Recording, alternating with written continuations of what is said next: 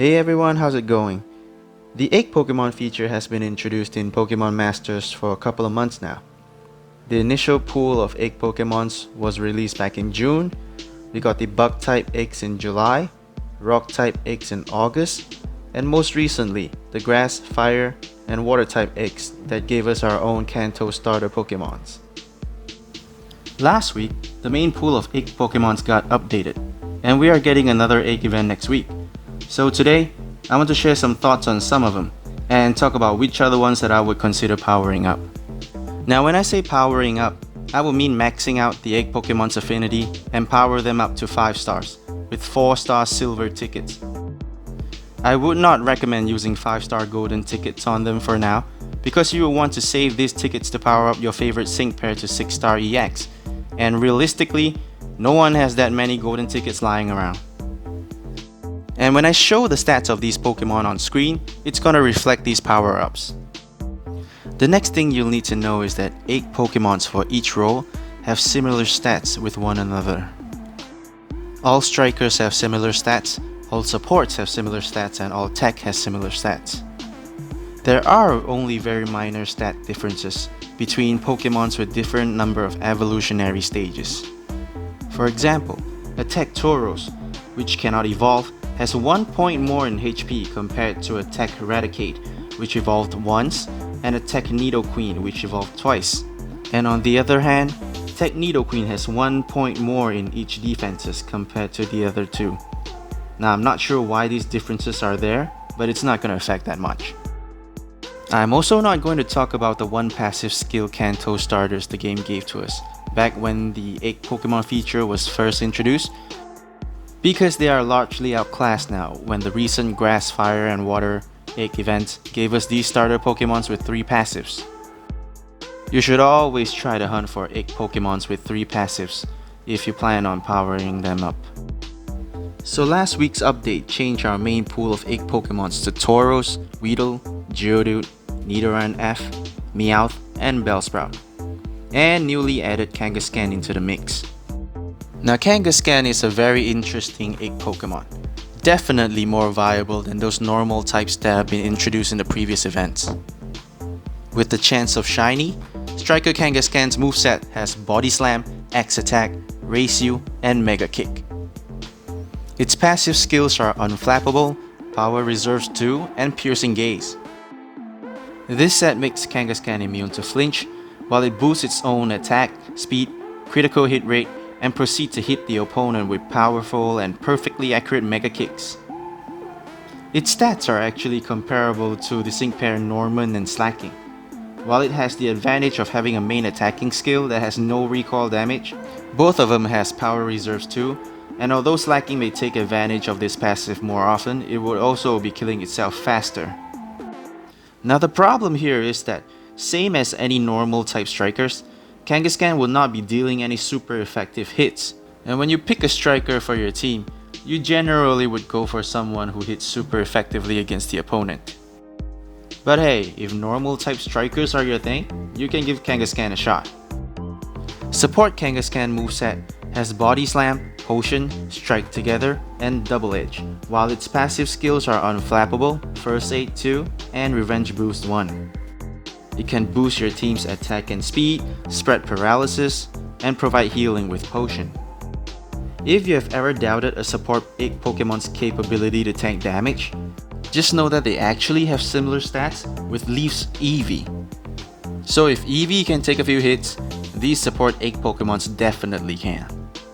Tech Kangaskhan's moveset has Body Slam, Leer, Keep It Up, and Stomp. And its passive skills are Unflappable again, Aggravation 1, and Fall Fighting 1. So it can boost its own speed, lower the opponent's defenses, give itself gradual heal, and spread flinch with Stomp and Aggravation 1. Compared to Whitney and Miltank, who has a similar role, Kangaskhan even has better defenses and speed, and a better flinch chance.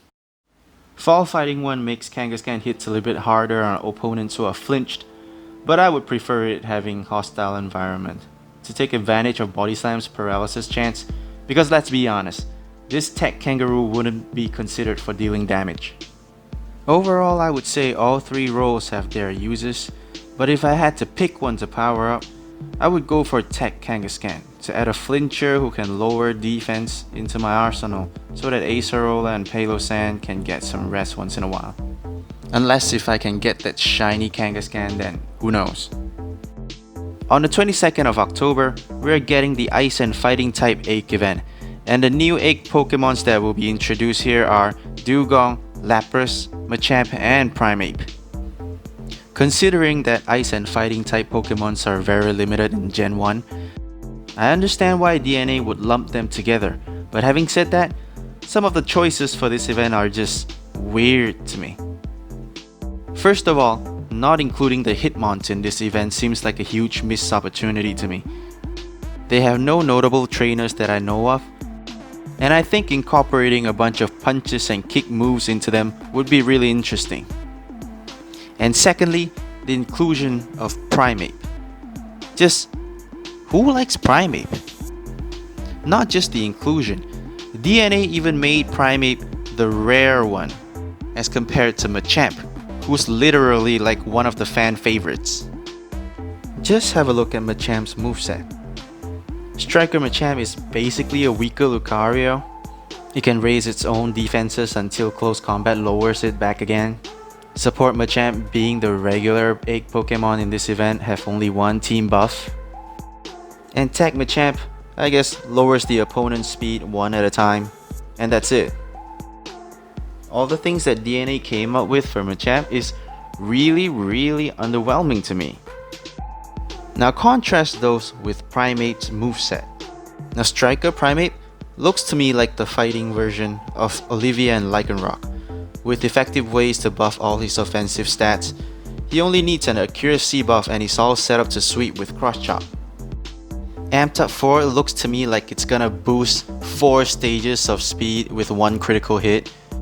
I'm not entirely sure how it works yet, we just have to wait until it comes and see. And it even has Critical Strike 1 to push his critical damage a little bit further. Support Primeape is the first egg Pokemon that can buff the team's critical hit rate. He also raises the team's attack and speed. Karate Chop is good for running down the sync move counter as a 1 gauge move. And Brick Break is at least good for removing shields from the opponent's field of play, in case any future opponent has critical shield. What stands out to me for Support Primeape is in his passives. He gets First Aid 2 and Healthy Healing. He basically gets a free regen move, and this helps tremendously with tanking in battle. Tech Primeape is pretty regular. He can max his own speed and give himself a regen buff, while also lowering the opponent's defenses with Rock Smash backed up by Honor Roll 1. In this case, I would prefer Kangaskhan's Leer over Primeape's Rock Smash, but this is still pretty serviceable.